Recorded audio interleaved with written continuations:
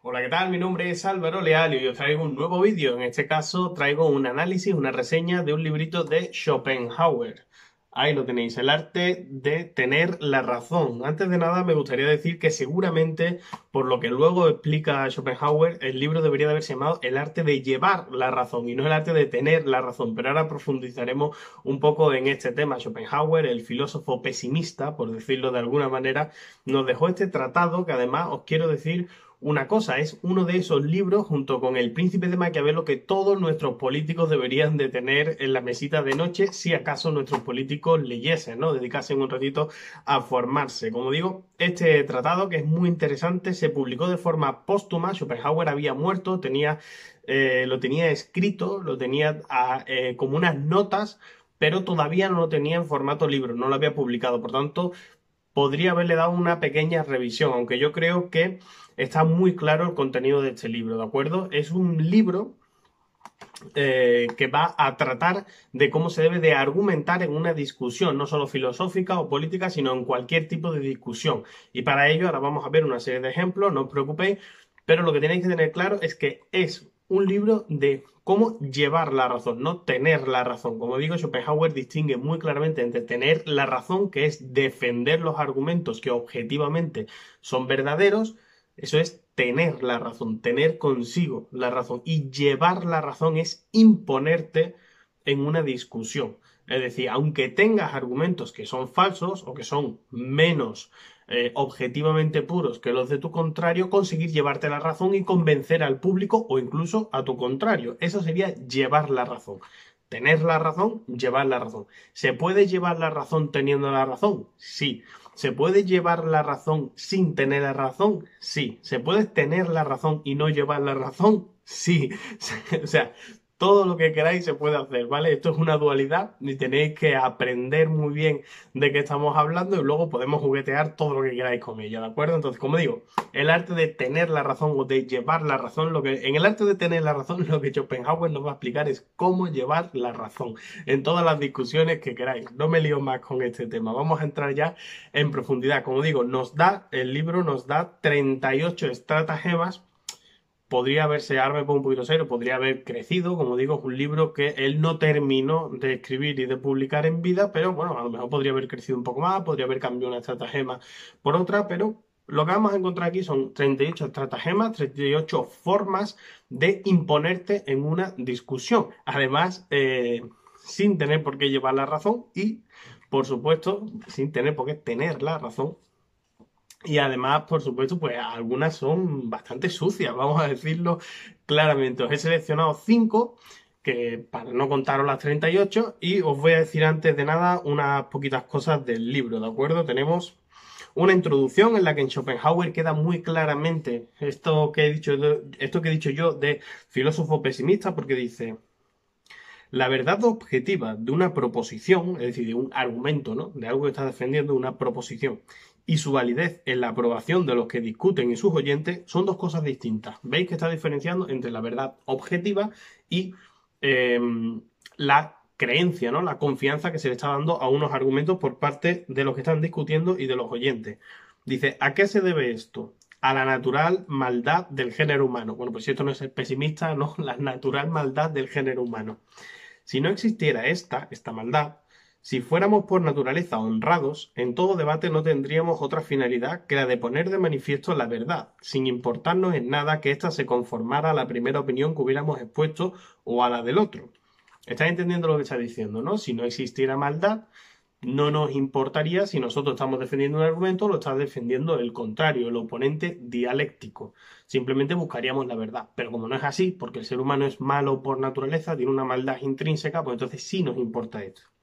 Dice, esto sería indiferente, ¿no? ¿Quién está defendiendo la verdad? Esto sería indiferente, o por lo menos completamente secundario. Pero ahora es lo principal. Es decir, en el mundo en el que vivimos, no en el mundo ideal, en el mundo en el que vivimos es lo principal, llevar la razón.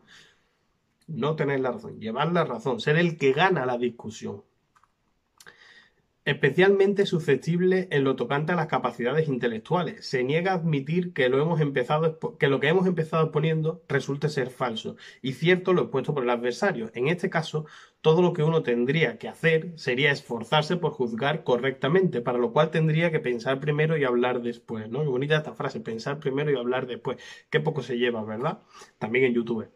El interés por la verdad, que en la mayoría de los casos pudo haber sido el único motivo al exponer la tesis supuestamente verdadera, cede ahora del todo a favor del interés por la vanidad. Lo verdadero debe parecer falso y lo falso verdadero. Lo verdadero debe parecer falso y lo falso verdadero. Es decir, el interés por encontrar la verdad no es tan importante como el interés por tu propia vanidad de decir he ganado la discusión, he desmontado los argumentos del otro. Como digo, esta diferenciación es clarísima, ¿de acuerdo? ¿Quién gana la discusión? Estamos hablando de una batalla dialéctica y yo tengo que ganar, tengo que imponerme, y eso realmente queda en un plano secundario totalmente. ¿Quién lleva la razón? Es decir, ¿quién tiene la razón? ¿Quién es la persona que tiene los argumentos válidos?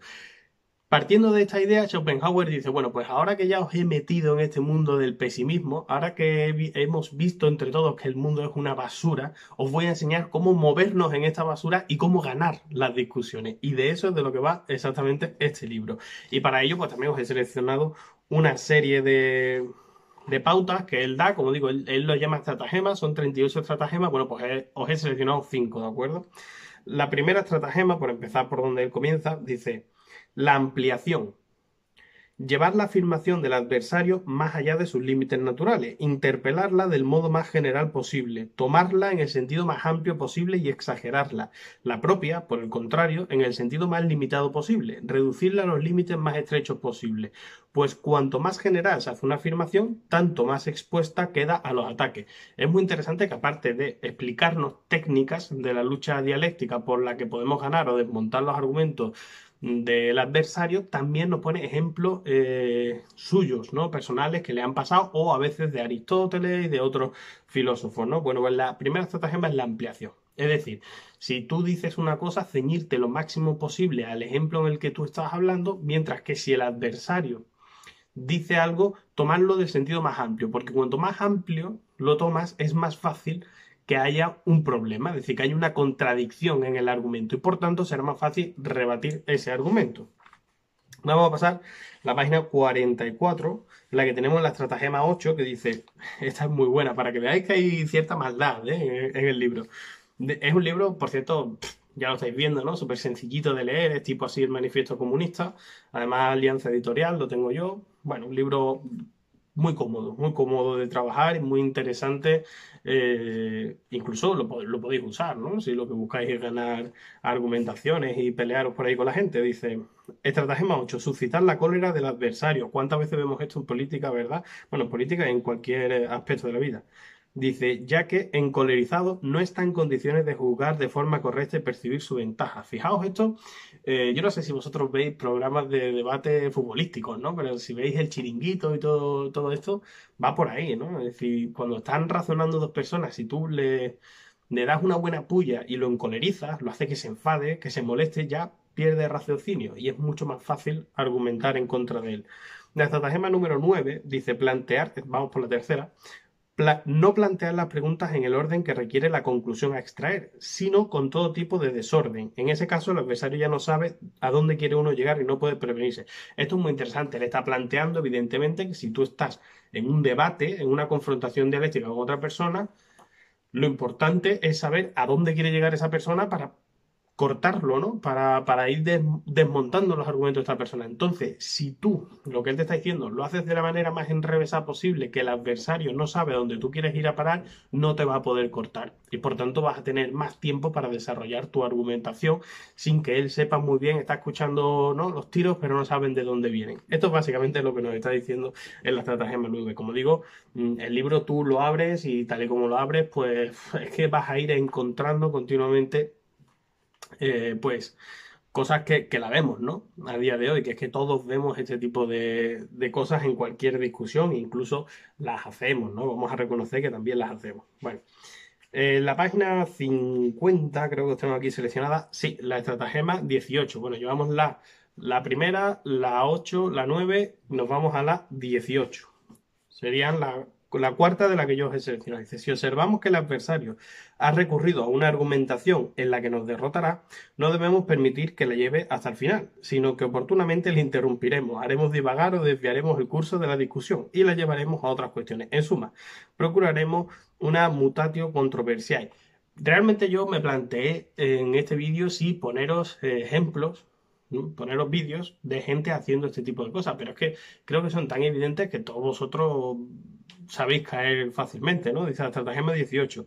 Si el adversario ha recurrido a una argumentación que nos va a derrotar, es decir, él lleva la razón, él tiene la razón, no la lleva, tiene la razón y va a ganar el debate, pues entonces, ¿qué tenemos que hacer?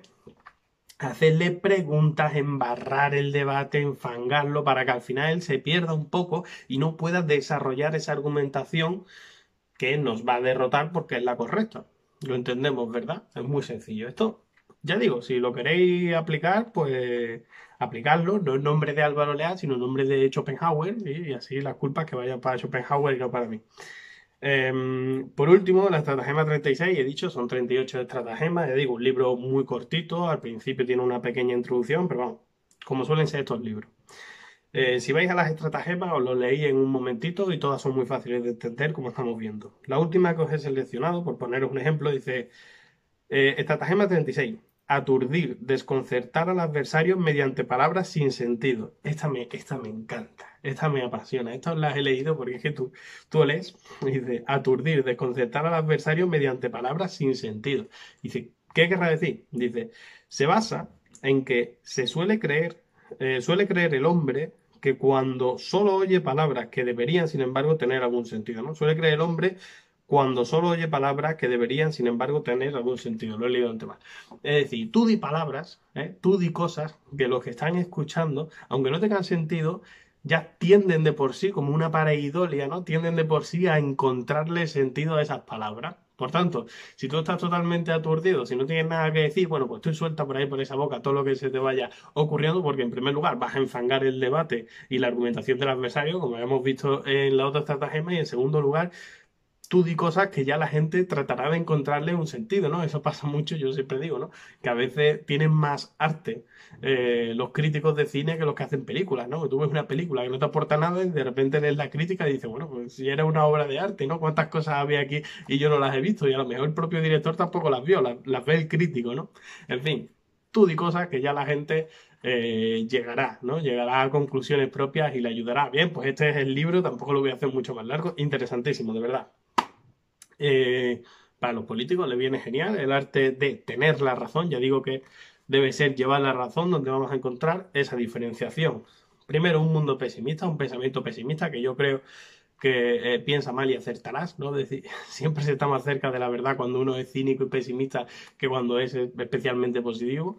Así que un mundo pesimista donde las cosas no son como nos gustaría que fuesen, sino que son como son. Y Schopenhauer, que es una persona muy lista, te explica en ese mundo malo en el que vivimos cómo ganar argumentaciones, porque lo importante es ganar el debate y no tanto estar más cerca de la verdad. Y 38 estratagemas que lo vais a disfrutar muchísimo. Así que os dejo por aquí el librito. Por supuesto, os digo que os suscribáis aquí al canal de YouTube, que lo compartáis, que siempre viene muy bien. Seguro que conocéis a gente a que este vídeo le gustará. Así que, ¿por qué no? O que le parecerá interesante. Así que, ¿por qué no? Lo compartís con vuestros amigos y me ayudáis a crecer un poquito más. Y, por supuestísimo, dejad los comentarios qué os ha parecido. Seguro que todos vosotros usáis, sin saberlo, muchas de las estratagemas de Schopenhauer, porque naturalmente vivimos en esta sociedad y aprendemos a argumentar y a discutir. Y decidme también si lo importante para vosotros, esta es una pregunta un poco capciosa, pero si lo importante para vosotros es estar más cerca de la verdad o estar más cerca de ganar el debate, porque es una pregunta muy interesante. Así que nada, nos vemos pronto en el siguiente vídeo.